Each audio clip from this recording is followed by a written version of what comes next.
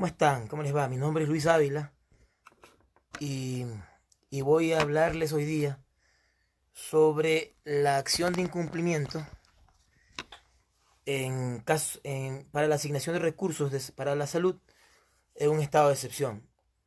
Como ustedes saben, pues estamos pasando una crisis sanitaria en toda América Latina y hay países, como en el caso de Ecuador, donde el proceso del estado de excepción pues tiene algunos problemas, al punto que tenemos una crisis posiblemente la más grave de América Latina, como ya es de conocimiento público.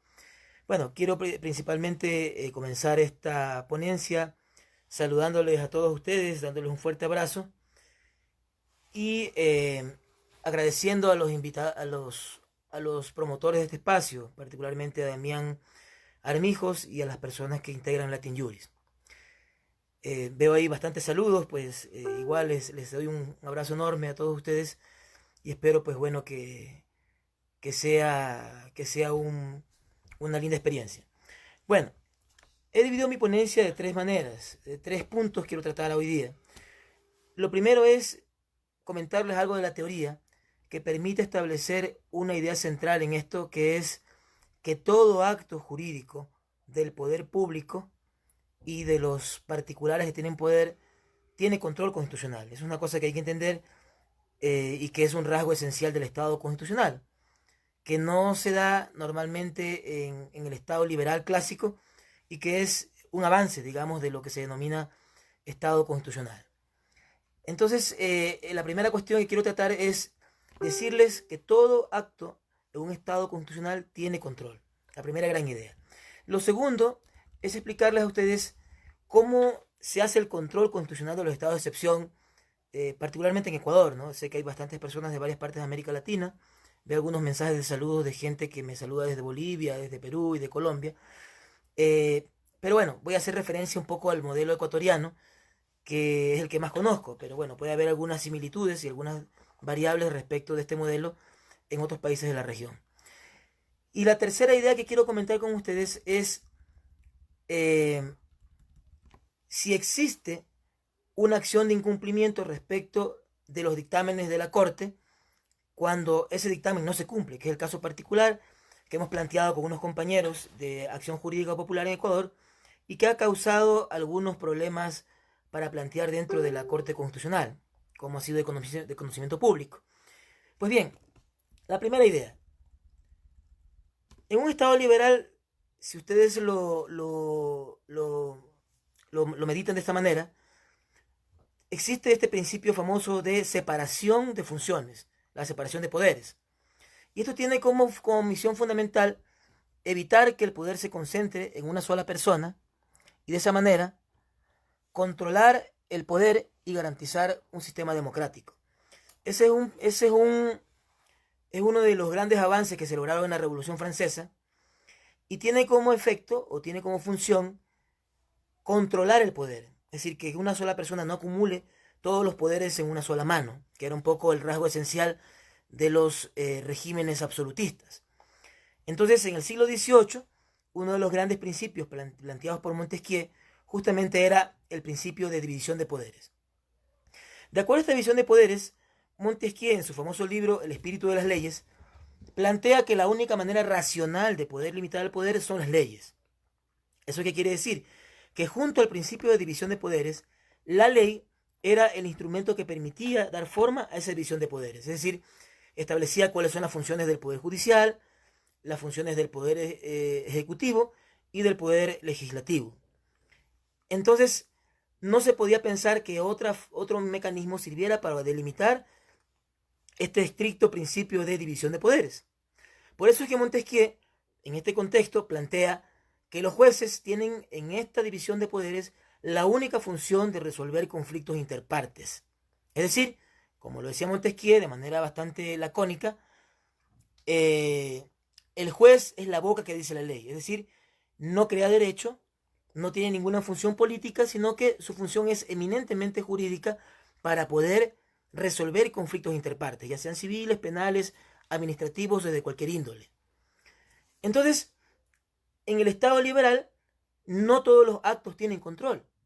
control constitucional, ¿no? Si vemos un poco la historia, los dos modelos grandes que tenemos sobre control constitucional, el control político de la constitucionalidad, que es el modelo francés, y el control norteamericano, que es el control jurisdiccional, que luego se transformó en un control, una especie de mixtura, a partir del modelo kelseniano en Europa, y que se extendió a gran parte del mundo, en este caso también en Ecuador, el control jurisdiccional de la Constitución.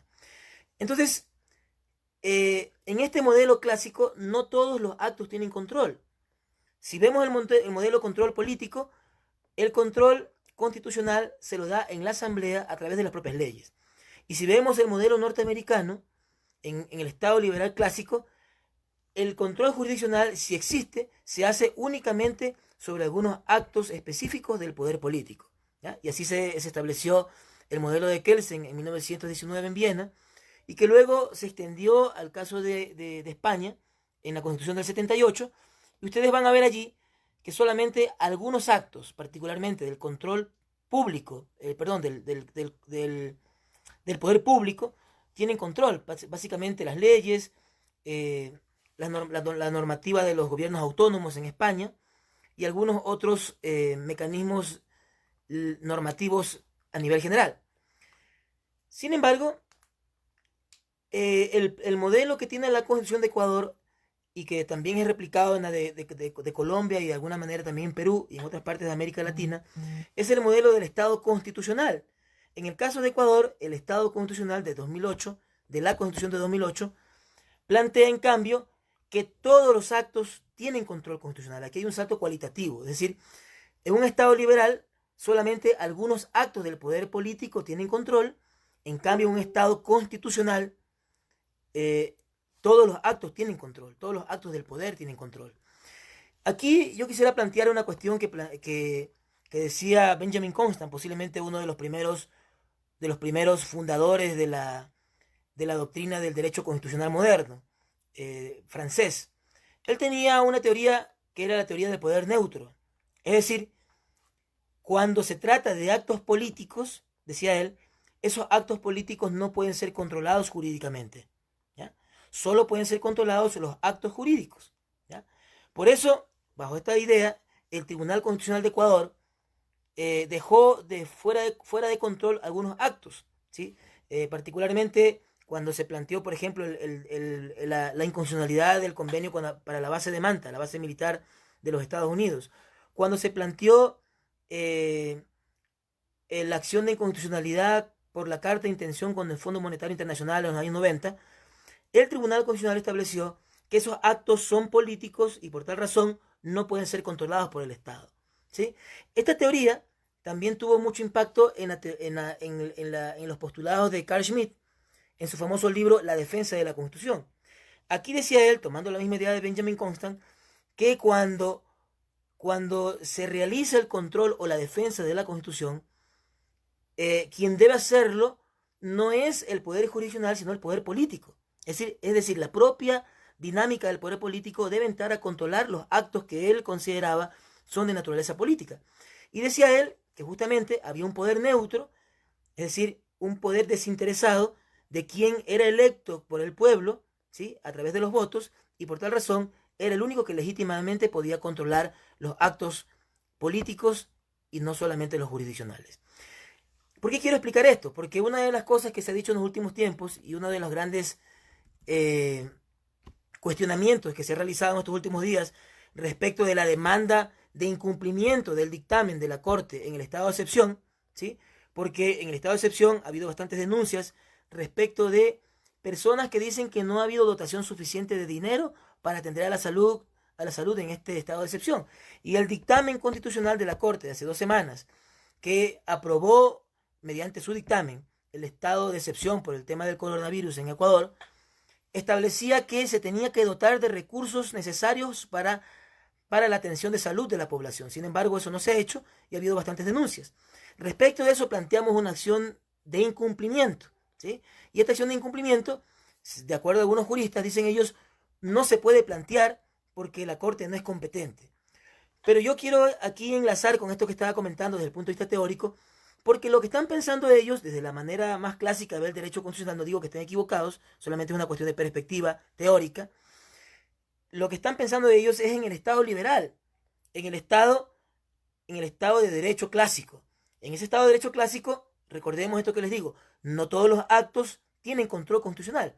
Están excluidos estos derechos políticos, que de acuerdo a Benjamin Constant son derechos neutros, es decir, son intereses neutros y que por tal razón no pueden ser controlados un análisis constitucional, porque eso llevaría a entorpecer la forma de la gestión de un Estado, ¿sí? Por esa razón es que muchos juristas, en el caso de Ecuador, y algunos queridos amigos como Rafael Ollarte, como Ismael Quintana, y también Hernán Salgado, el presidente de la Corte, quien nos dirigió una carta personal bastante grosera, ¿sí? Eh, Están pensando en el Estado clásico de derecho, el Estado de derecho clásico, donde algunos actos políticos no tienen que tener control constitucional. Sin embargo, en el 2008 y en el artículo 1 se establece claramente que el Ecuador es un Estado constitucional de derechos y justicia. Es decir, no es un Estado clásico, es un Estado constitucional, razón por la cual todos los actos deben ser controlados. Todos los actos del poder político deben ser controlados y no hay un acto, por político que sea, que no tiene control constitucional. Al mismo tiempo, el Estado constitucional considera que los jueces tienen un rol importante en el control político de esos actos, ¿sí? Eso lo planteaba básicamente Zagrebelsky en este famoso libro El Derecho Dúctil. Ahí él establece que justamente los jueces dejan de ser la simple boca de la ley y se transforman en creadores de derecho y en un poder contralor respecto de los actos políticos de un Estado. Es decir, la función del juez deja de ser totalmente jurídica o solamente jurídica y se transforma en determinados casos en una función política. Es decir, la Corte Constitucional, que es el paradigma de este modelo, tiene funciones jurisdiccionales, pero tiene funciones de control político también mezcladas en sus funciones, ¿sí? Esto es lo que de alguna manera plantea Ferrajoli, mejorando la doctrina de Bobbio y Kelsen, ¿no? Recuerden ustedes que Kelsen, en ese famoso libro que se llamaba ¿Quién debe ser el defensor de la Constitución?, entra en debate con Carl Schmitt sobre esta idea. Y lo que plantea él es que la Constitución es el límite del poder, ¿sí? Es decir, es un límite normativo del poder y no solamente un límite político de la actuación de los ciudadanos desde el poder político. Esta idea, luego Bobbio la transforma en una idea que va a ser el cimiento de la doctrina de Ferrajoli. Esta idea es de que el derecho es una condición necesaria para la existencia de la democracia. Es decir, la Constitución se transforma en una condición necesaria para el ejercicio del poder, lo cual es cerrado por Ferrajoli con esta idea con la que quiero terminar, respecto de la cual Ferrajoli plantea que el Estado constitucional postula una nueva forma de democracia que no es la democracia liberal clásica. Es decir, no solamente el derecho limita el poder, sino que Ferrajoli establece una idea central, que es lo que permite entender que todos los actos deben tener control político y constitucional. Dice él, la Constitución es un límite sustancial del poder. Miren la palabra sustancial, ¿sí? Es decir, no es un límite solo formal, sino también material, sustancial. Es decir, es un límite en sí mismo. Y eso es la base fundamental del Estado constitucional. Es decir, esta es la razón particular por la cual voy a algunas preguntas ahí que me están distrayendo, disculpen. Hay unas preguntas ahí de Brasil que me parecen interesantes. Pero bueno, a ver si al final podemos tal vez dialogar un poquito. No sé si eso se puede en este medio. Entonces, en esa naturaleza de que el Estado constitucional plantea una democracia sustancial, es que se debe entender que todos los actos del poder político deben tener control constitucional, todos, sin excepción. Es decir, no hay actos políticos sin control, todos tienen que ser controlados. Y lo segundo, que eso tiene que ser controlado por un juez. Es decir, una de las cosas que decía el doctor Salgado en estos días, y algunos colegas, es de que existe la posibilidad de que la Asamblea Nacional en Ecuador revoque en cualquier momento el estado de excepción, haciendo control político. Claro, es su función, ¿sí? Pero como lo voy a demostrar en lo que viene, también es posible que la Corte haga dicho control bajo la idea que hemos manifestado. Es decir, un Estado constitucional, una democracia sustancial, somete todos los actos del poder público a control constitucional y ese control lo hacen jurisdiccionalmente los jueces, ¿sí? Con esto, la primera gran idea que quería plantear para poder entrar a lo segundo. Lo segundo es, entonces, si entendemos que todos los actos del control político, todos los actos del poder político tienen control, entonces los actos que se dan para los estados de excepción tienen control político, tienen control constitucional. Y este es un avance importante de la Constitución de 2008, porque la Constitución del 98 no establecía claramente que los estados de excepción tenían control constitucional. Y hubo bastantes casos del Tribunal Constitucional en el cual los estados de excepción no tenían control, o el tribunal en su momento, hasta el 2008, cuando se posicionó la primera Corte Constitucional para el periodo de transición, el anterior Tribunal Constitucional de Ecuador, que funcionó del 98 hasta el 2008, tuvo varios problemas porque se negó a hacer control sobre los estados de excepción, justamente sobre la idea que planteaba, que son actos políticos, que el presidente tiene todos los poderes omnímodos dentro de un estado de excepción. Sin embargo, recordarán aquí los amigos colombianos, tal vez que tienen mucha experiencia negativa respecto a los estados de excepción. Los estados de excepción, en el caso de Colombia, han servido para mantener a Colombia durante larguísimos periodos de estado de excepción, ¿sí? Ha habido estados de excepción que han durado más de un año, ¿sí? Y se vuelven a renovar por la guerra que ha habido de los hermanos colombianos en su momento. Pero ese abuso de los estados de excepción no ha sido solamente en Colombia. Estoy hablando de casos posiblemente más extremos. También se ha dado en algunos países del Cono Sur, en Argentina, después del retorno a la democracia. En Chile ha habido bastantes estados de excepción sin ningún control y sin ningún límite, y limitando todo tipo de derechos.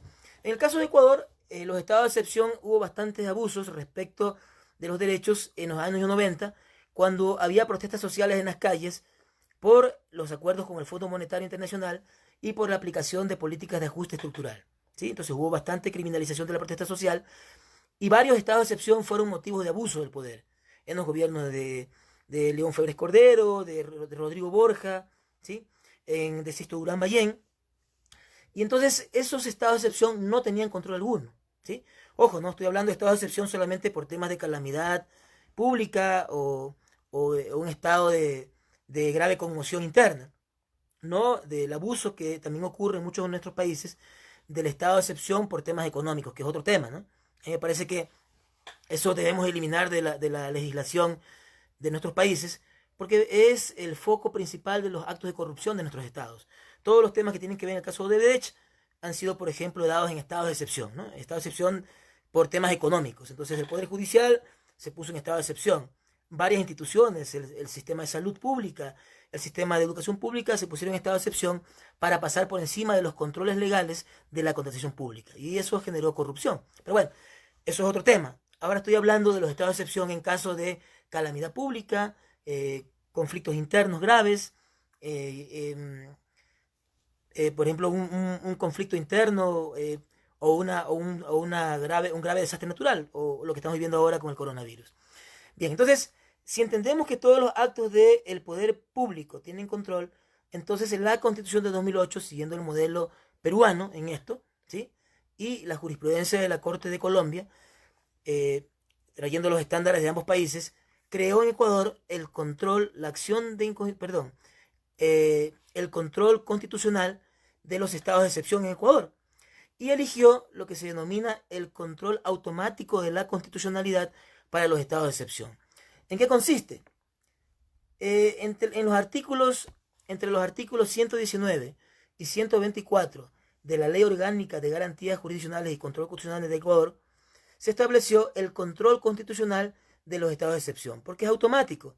Es automático porque no depende del planteamiento de ningún ciudadano, sino que es un mecanismo mixto entre el poder político y el poder jurisdiccional de la Corte. ¿Cómo funciona? Se hace un control formal de la constitucionalidad del estado de excepción, del dictamen del Ejecutivo. El Ejecutivo publica un dictamen, ¿sí?, que tiene que hacerlo conocer a los organismos internacionales y a la propia Corte Constitucional. Y la Corte tiene que hacer sobre ese dictamen un control formal, es decir, si se cumplen los requerimientos del artículo 164 de la Constitución, ¿sí?, y un control material respecto de, básicamente, cuáles derechos se limitan y cómo se tienen que limitar y si eso es constitucional, ¿sí? El artículo 164 de la Constitución establece que se pueden suspender o limitar el ejercicio del derecho a la inviolabilidad del domicilio, la inviolabilidad de la correspondencia, la libertad de tránsito, la libertad de asociación y reunión y la libertad de información. Eso es un avance importante, porque los otros derechos no se pueden limitar ni suspender, ¿sí? Aquí hay una palabrita un poco compleja, la palabra suspender, ¿sí? La Corte Constitucional en su jurisprudencia, la Corte que estuvo vigente hasta hace un año atrás, estableció que la palabra suspender no tiene que considerarse como eliminar, desconocer, sino suspender se tiene que ver también como una forma de limitación temporal, ¿sí? Eso es importante porque algunas personas, por ejemplo, en redes, dicen que la palabra suspender es como eliminar, es como decir, vean, el derecho a la libertad es absoluto. Es decir, las personas tienen que quedarse en su casa y por poco, digamos, amarrarse a una cama para que sea totalmente, digamos, aplicable el estado de excepción. Dice suspender o limitar como formas, en realidad, de limitar el derecho, estos derechos particulares que hemos comentado. Pero el derecho a la vida, el derecho a la integridad personal, todos los derechos sociales no se pueden suspender sobre pretexto de un estado de excepción. Eso es importante, ¿sí? Entonces la Corte tiene que realizar lo antes posible un control formal del dictamen para el estado de excepción y un control material del mismo dictamen, ¿sí?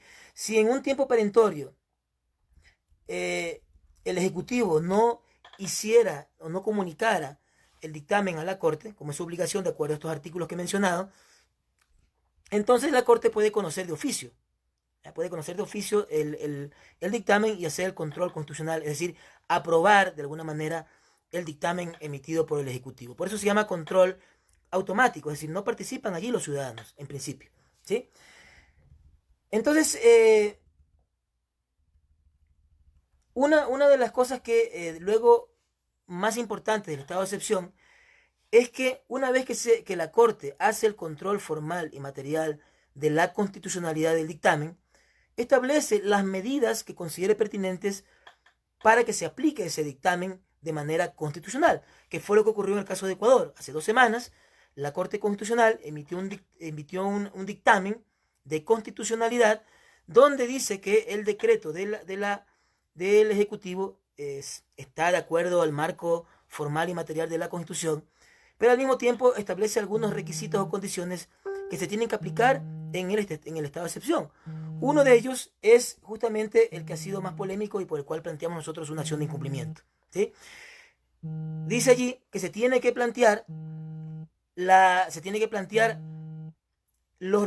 establecer o designar los recursos suficientes económicos y personales para que se pueda atender la emergencia en el sector salud en favor de la población. Bueno, palabras más, palabras menos es lo que dice el dictamen de la Corte, ¿sí?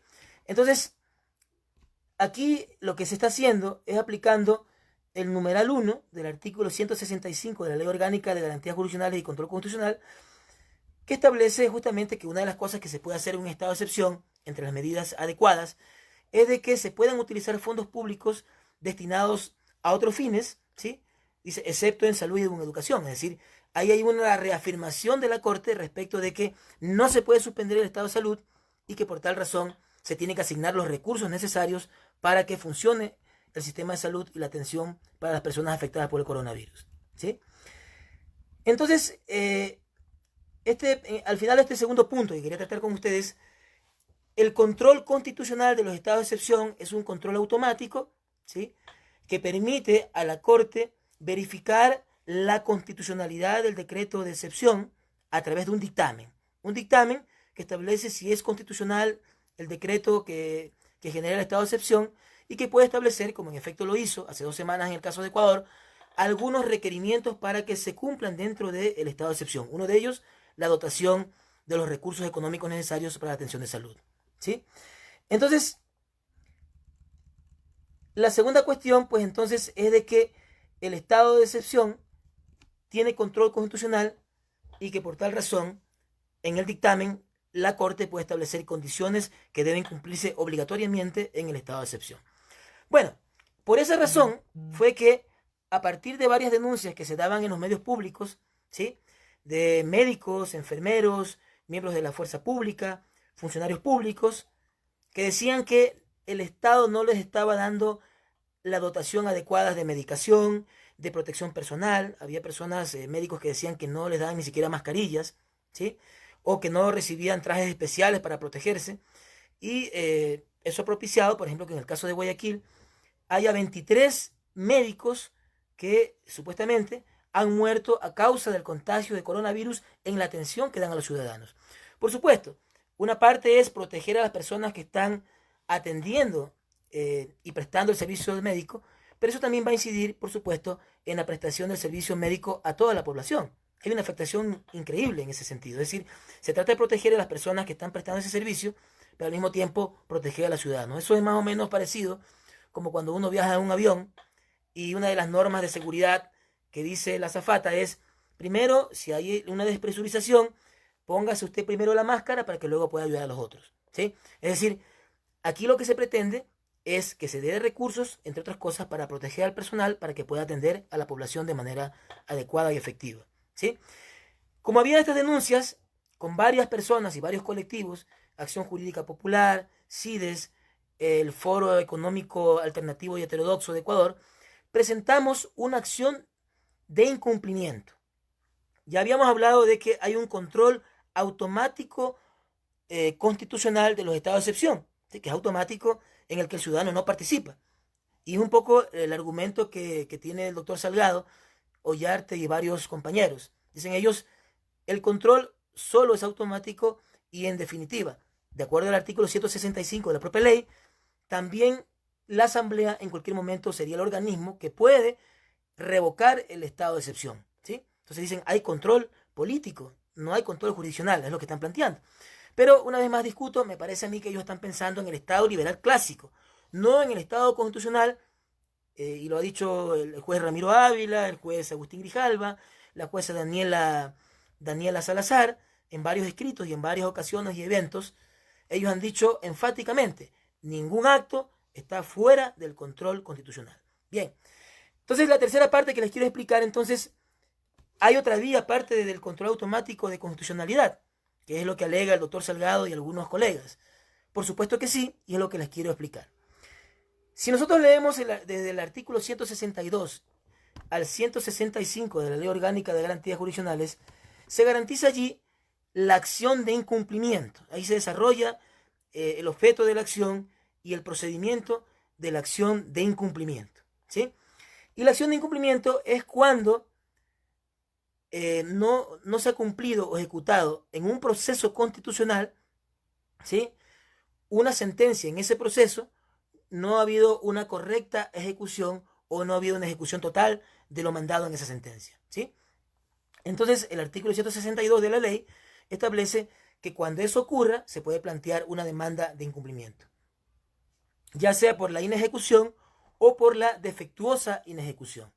Sin embargo, esto está dividido en dos partes, este tipo de acción. Una acción que va dirigida a los procesos constitucionales donde no se cumple la sentencia, ya sea de acción de protección, ya sea de habeas corpus o de cualquier garantía, ¿sí?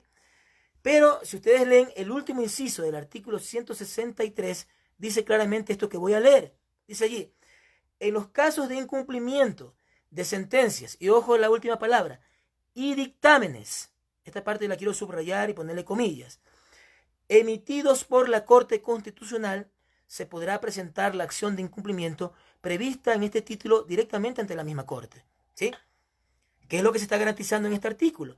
Que al mismo tiempo que se pueda plantear una acción de incumplimiento respecto de las sentencias constitucionales de garantías, también se pueda plantear una acción de incumplimiento cuando los dictámenes y sentencias de la propia Corte no se cumplen, ¿sí? Entonces, esta es la razón por la cual planteamos la demanda, ¿ya? Pero este artículo, este mecanismo de incumplimiento, es un mecanismo pensado desde el Estado constitucional, no desde el Estado liberal clásico que está en la mente de mis colegas que tanto han criticado la acción que presentamos. Y como les digo de manera grosera el doctor Salgado, lo cual me extraña porque él siempre ha sido un caballero, pero en todo caso los colegas están pensando en un Estado liberal clásico, en un control constitucional clásico, restrictivo, que no entra a controlar el poder político y los actos políticos, como decía Benjamin Constant, ¿sí? En cambio, este mecanismo de acción de incumplimiento, que es un mecanismo novedoso tomado del Código Orgánico Constitucional de Perú, allá en eso se inspiró el legislador ecuatoriano, allí en cambio se establece un mecanismo para poder garantizar el cumplimiento de las sentencias constitucionales, ya sea para garantías o ya sea, como lo acabo de leer, para los propios dictámenes y sentencias de la Corte. Es decir, si bien es cierto, existe el control automático de constitucionalidad, como lo hemos mencionado, también es posible plantear la acción de incumplimiento del dictamen de la Corte en el estado de excepción, porque no se ha cumplido, porque ha habido una defectuoso incumplimiento o un incumplimiento total, ¿sí? Eso tiene que determinarlo la Corte. En todo caso, si es que la Corte llegase a establecer que hubo un incumplimiento por parte de la Corte Constitucional, ¿sí? Perdón, por parte del Ejecutivo, respecto de la obligación de dar recursos para la salud y no pagar la deuda externa, ¿ya? Sino destinar los recursos ordinarios y extraordinarios para atender la crisis sanitaria, dotando de recursos al sector salud, dándole prioridad, ¿sí? Prioridad 1. ¿Ya? Si eso sucediera, tendría que ordenar algunas medidas, y eso lo puede hacer la propia Corte Constitucional. El numeral 4 del artículo 164 de la Ley Orgánica establece: en caso de incumplimiento de sentencias y dictámenes de la Corte Constitucional, esta de oficio o a petición de parte, ojo, de oficio puede hacerlo también. Es decir, nosotros les hemos sugerido en esa demanda algunas medidas para poder garantizar el cumplimiento. Entre esas, hemos insistido varias veces en medidas cautelares. Hemos pedido que se deje de pagar ciertas deudas, que se deje de pagar ciertos emolumentos para que eso se destine a la salud de los ecuatorianos, ¿ya? Lo puede hacer de oficio o a petición de parte, como lo planteamos en la demanda, ¿sí? Las medidas necesarias para hacer efectiva su decisión, ¿sí? Entonces, en esa medida, creemos que la demanda que hemos presentado es absolutamente legítima, ¿ya? Lo que resta entender, y es lo que les quiero explicar a mis colegas que han sido tan críticos, el doctor Ollarte, el doctor Quintana, el doctor Farid Simon, respetables eminencias del derecho ecuatoriano, amigos y colegas en algunos sentidos, a pesar de las discrepancias ideológicas que pudiera haber, y el mismo doctor Salgado, que ha sido tan agrio y tan patán en cuestionarnos de manera pública la forma como hemos querido presentar esta acción. Está totalmente legitimada, de acuerdo a lo que acabo de leer, la demanda de incumplimiento del dictamen ordenado por la propia Corte, ¿sí? Esas son las razones jurídicas y doctrinales que han inspirado esta demanda que hemos presentado. Es decir, lo que resta es que los compañeros entiendan la naturaleza del Estado constitucional. Y lo repito una y otra vez, todo acto del poder político en un Estado constitucional tiene que tener control, ¿ya? Inclusive miren que hasta las sentencias, a través de la acción extraordinaria de protección, en el caso de Colombia, la acción extraordinaria de tutela, permiten inclusive controlar los actos jurisdiccionales dentro de los procesos ordinarios, ¿sí? De manera extraordinaria, secuencial, subsidiaria, como ustedes lo quieran ver, pero inclusive las sentencias tienen control, ¿ya? Los actos de los particulares con poder tienen control, en el caso de Ecuador, ¿ya? En el caso de Colombia y Perú, que son los modelos donde se pueden plantear acciones de tutela o acciones de protección o amparo respecto de actos que violen derechos de los particulares, ¿sí? En definitiva, la Corte tiene que decidir respecto del cumplimiento o no. Una de las cosas que se ha dicho en varios mensajes en el Twitter por parte de los colegas que acabé de nombrar, respetables, muy amigos y a pesar de las discrepancias, es de que no era el objeto de la demanda el control de los dictámenes de la Corte, porque ellos están anclados en el Estado liberal clásico, ¿sí? Y no en el Estado constitucional, como lo hemos dicho ahora. Pero sin embargo eso ya no está en discusión, porque la Corte ya estableció su auto de admisión, ¿sí? Y ya lo admitió a trámite. Esto que estamos hablando es un debate teórico, doctrinal, pero para el caso particular ya no tiene ningún sentido, porque sería totalmente absurdo que la Corte decida ahora, en sentencia, que no era competente. Entonces no tenía que haberlo admitido, ¿ya? Decía el doctor Ollarte, por ejemplo, que si él hubiese sido juez, hubiera sublímine, en sus palabras, por por negligencia manifiesta de los demandantes, hubiese negado supinamente lo presentado en esta demanda. Sin embargo, yo le quiero recordar al doctor Ollarte y a algunos otros colegas que el artículo 4, numeral 13 de la propia ley, establece el principio de iuria nobis curia. Es decir, el juez puede determinar si nos equivocamos en la vía, cuál es la vía competente.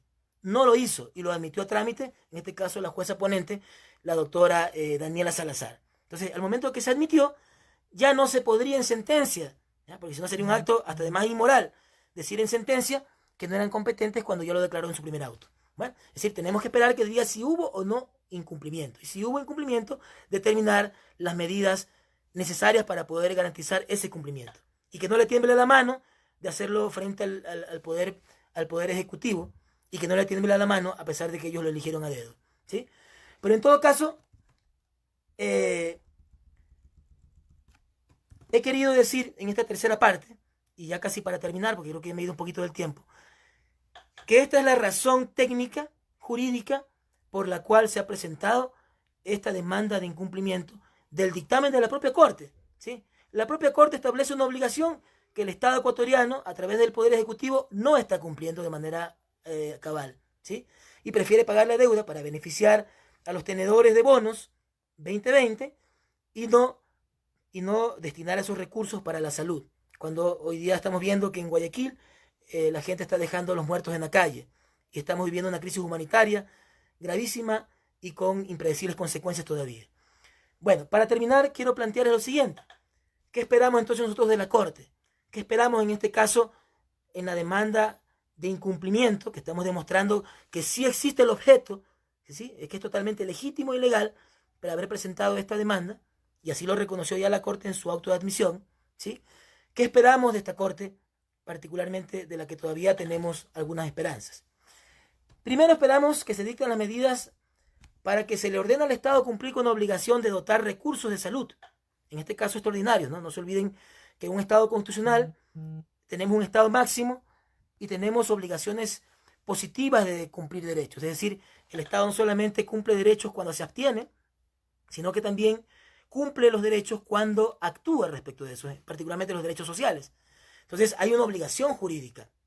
No es como nos enseñaron en la universidad profesores clásicos, donde decían que los derechos sociales son meras expectativas, que son derechos programáticos, ¿ya? Que son posibilidades de cumplimiento de derechos cuando haya dinero. Así lo dice inclusive la normativa internacional clásica de los años 60. Si vemos los dos protocolos, ¿no? De derechos civiles y políticos y derechos económicos, sociales y culturales, dicen eso, ¿sí? Pero el mundo ha avanzado de los años 60 hoy día. Y hoy día la doctrina dominante es justamente la que tenemos en la Constitución de 2008 en Ecuador, en la del 93 en Perú y la del 91 en Colombia, y replicada en algunas reformas en América Latina, en todas las latitudes inclusive. El Estado constitucional entonces establece la obligación positiva, que es la obligación jurídica del Estado de dotar de medidas positivas para poder garantizar los derechos, ¿sí? Destinar recursos para la salud, para la educación, para la vivienda. Eso de manera ordinaria, pero en el caso particular del estado de excepción, me imagino que veo algunos mensajes por allí de Perú, de México, de Colombia. La queja es la misma.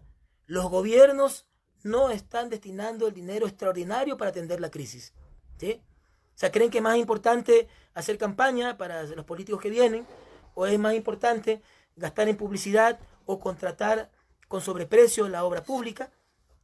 Pero sin embargo, se está aquí pidiendo, y esperamos que la Corte establezca estas medidas para poder hacer que la obligación del Estado de garantizar los derechos de manera positiva, con actuación positiva, porque tiene una obligación positiva de hacer, se cumpla en el caso particular de Ecuador y esperemos también en el caso de los hermanos latinoamericanos también en sus países.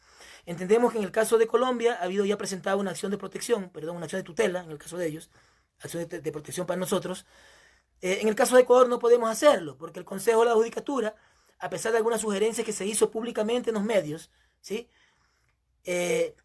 No incluyó en la emergencia la posibilidad de presentar acciones de garantía, solamente habeas corpus y la posibilidad de audiencias de flagrancia, ¿sí? Es decir, no se incluyó las garantías, no sé si a propósito, ¿sí? Pero en todo caso, en el caso de Colombia, sí se pueden presentar en el estado de excepción dictado en el caso colombiano, y a pesar de eso, se ha presentado ya una acción de tutela en Colombia en la cual se pide lo mismo que estamos pidiendo en Ecuador, que el Estado cumpla con su obligación de, en el estado de emergencia, dotar de los recursos médicos necesarios para proteger la salud de los ciudadanos, ¿sí? Segundo, creemos que es importante fijar un antes y un después, ¿sí? En el caso de octubre, los mismos colectivos que estamos presentando esta demanda, presentamos una demanda muy similar, ¿sí? En el estado de excepción que se dictó por las protestas sociales que hubo en octubre, donde en el caso de Ecuador hubo varios muertos, ¿sí? Y en este caso, lastimosamente, en el primer auto se negó esta acción. Se dijo que no estaba bien planteada, que no era la vía adecuada, y se negó en el primer acto. Por supuesto no se lo hizo inmediatamente, se lo hizo después de unas semanas, cuando ya todo había pasado, ¿sí? Creemos que esta es la primera vez en la que se puede fijar un precedente importantísimo para Ecuador y para América Latina. Los estados de excepción no pueden ser una especie de punto ciego del constitucionalismo latinoamericano, ¿sí? No es ese punto ciego donde las cámaras no pueden ver, ¿sí? No puede ser el lugar donde todo pueda ser posible y donde toda violación pueda ser posible, ¿sí? En el caso de octubre, nosotros recibimos una negativa. En este caso, por lo menos nos han admitido trámite. Si lograse establecerse desde parte de la Corte Nacional de que se ha incumplido y se ordenan medidas al gobierno nacional respecto de la salud, se va a generar un precedente importantísimo en el caso de América Latina, ¿sí? Porque ya no todos los estados pueden hacer lo que les da la gana, ¿no? No pueden escudarse sobre la idea de que son actos políticos y que no se puede entorpecer la gestión pública. No, somos los ciudadanos quienes tenemos ahora la última palabra para poder determinar y ordenarle al Estado que sea el instrumento para nuestra felicidad, no y al contrario, ¿sí? Entonces, me parece a mí que, y con esto quiero terminar, aparte de agradecerles a ustedes por la paciencia, y espero que haya sido una linda experiencia haberme escuchado un rato, Norberto Bobbio escribió un libro, y lo he dicho en mis clases algunas veces, algunos de mis alumnos los veo por allí también mandando mensajes, les quiero mandar también un caluroso y afectuoso saludo y un abrazo enorme. Norberto Bobbio planteaba en los años 60, ¿sí? En los años 40, 60, escribe varias cosas y dice él, estamos en la era de los derechos.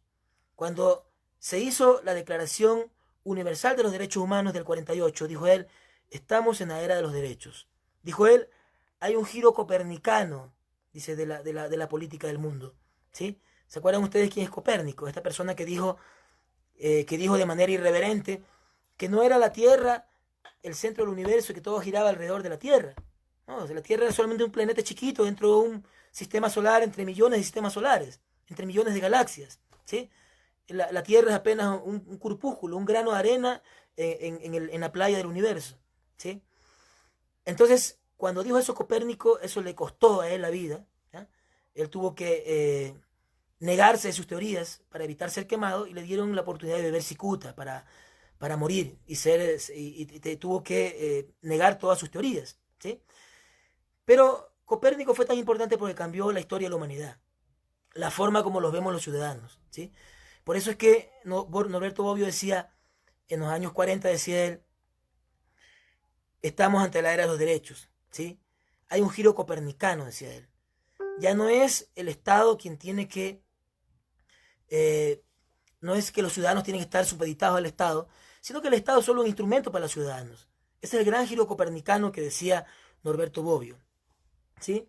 Por supuesto, Norberto Bobbio era bastante optimista en esa época. Creo que mucha gente, y particularmente Eleanor Roosevelt, que fue esta maravillosa mujer tan poco conocida, ella que fue la que dirigió la comisión que redactó este maravilloso instrumento que es la Declaración Universal de los Derechos Humanos del 48, ¿sí?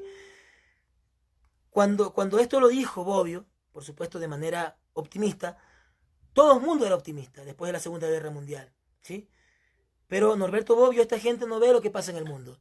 El sistema de derechos humanos hecho pedazos, ¿sí?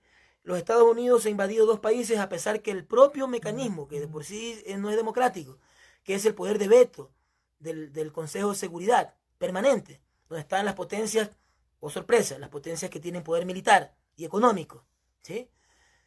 A pesar de que ese mismo organismo le dijo a los Estados Unidos que no podía invadir Irak y Afganistán, a pesar de eso, los Estados Unidos lo hizo y se destruyó el sistema internacional de derechos humanos y hoy día solamente tenemos una enorme burocracia que no sirve para nada, ¿sí?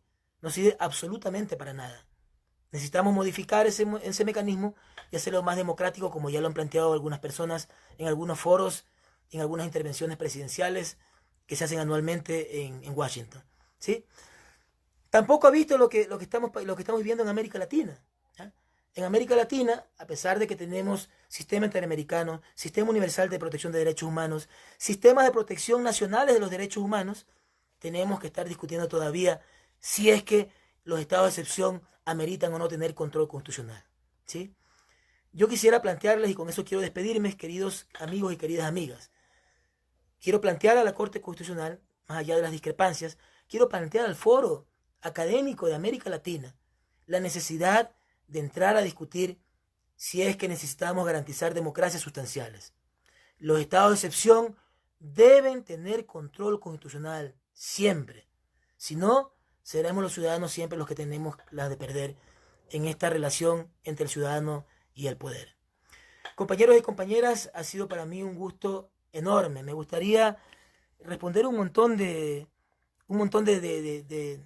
preguntas y comentarios que hacen allí, pero creo que no lo permite, digamos, un poco la coyuntura. Hay muchísimas preguntas. Les agradezco a ustedes de todo corazón y espero pues mejores días para América Latina, ahora que vivimos un nuevo auge de autoritarismo y de retorno conservador. Muchísimas gracias, amigos y amigas, y siempre a las órdenes.